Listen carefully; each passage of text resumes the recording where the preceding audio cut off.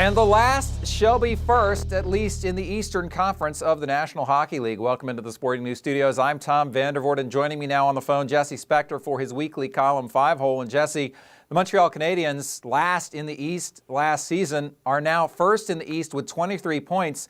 Very simple question for you. What the heck is going on in Montreal? Well, there's a couple of things going on. One is that they've made some slight improvements to the roster over last year, and I think that certainly helps. And they're healthier. Getting Andrei Markov back has certainly helped them quite a bit. But a really big thing that's at play with the Canadiens is that they're just getting a little bit better luck going their way. I mean, they were last in the Eastern Conference last year, but they were not nearly as bad as their record showed. When you have the league's worst record in one-goal games, if you turn that around, you're going to rise pretty quickly, and they have turned it around. They're 5-2-1 in one-goal games. They're playing incredible defense. In 10 of their 16 games, they've allowed 2 goals or fewer, and they're scoring a little bit more. So that adds up to winning games. It's not that difficult of a formula. It's just that they were not as bad as the record showed last year, and you put that together with having a new coach in place, everybody buying in, a positive attitude in general around the team, and that also gets fueled by bounces going your way, like that Max Pacioretty goal the other night. That's not the kind of thing that would have happened for this team last year.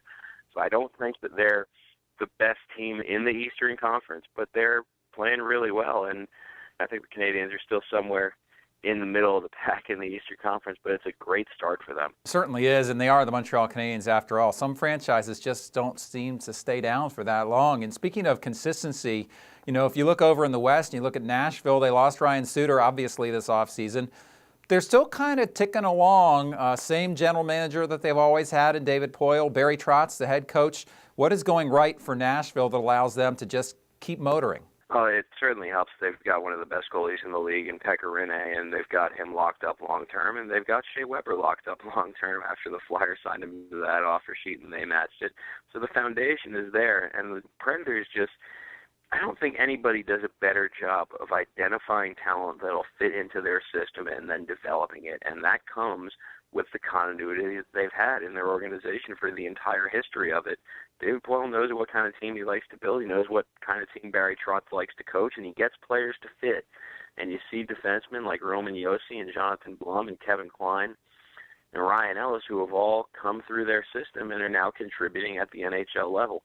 It's a formula that a lot of teams would be wise to try to replicate and have that kind of continuity instead of having the quick trigger finger all the time that we really see associated in hockey more than with a lot of other sports.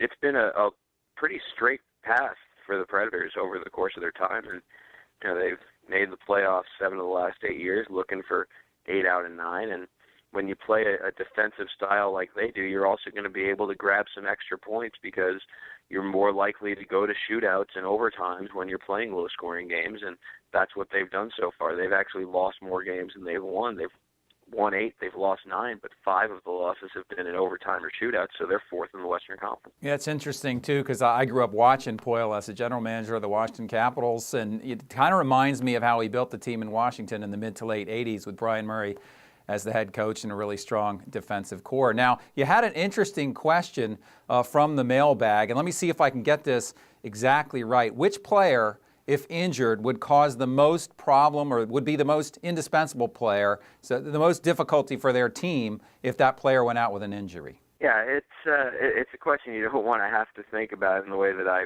wound up taking it was, you know, instead of saying injured, let's say the guy's abducted by aliens. And I think there's no team that would miss a guy as much as the Detroit Red Wings would miss Pavel Datsyuk if he disappeared. And you can see the goal that he scored against the Nashville Predators on Tuesday night for him at the peak of his abilities there, where he's just slicing through a really good defense with unbelievable ease. I mean, he goes around 4 guys and just goes right to the net and puts the puck in.